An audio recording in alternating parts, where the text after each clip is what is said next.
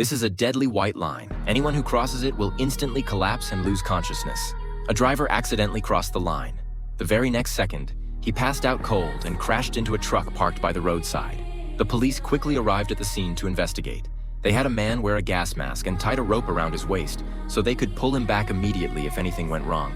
The man cautiously walked forward, but after just a few steps, he suddenly collapsed, as if under a spell. Frightened, his coworkers quickly dragged him back. Luckily, they saved him in time, and he soon regained consciousness. What on earth had happened in this town? Just a few hours earlier, the townspeople were preparing for a school party. One man was secretly drinking in a classroom when he suddenly heard a strange, eerie sound. At the same time, a female teacher rolled her eyes back and collapsed to the floor. And she wasn't the only one. Every resident in town lost consciousness. Even birds in their cages collapsed. On the town streets and in the supermarket, everywhere you looked, people and animals lay on the ground, completely still. Not a single living creature in the town was spared. It was like the end of the world.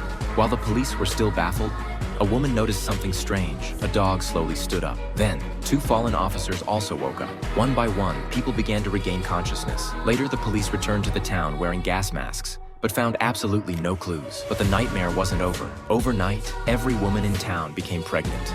The maternity ward was soon overflowing with patients, and the doctors were overwhelmed. A year later, Penny was shocked to discover that her one-year-old child had an unusually high IQ. He could even spell his own name. But the strange events didn't stop there. These children were born with supernatural powers. As they grew older, the disaster looming over the town was only just beginning.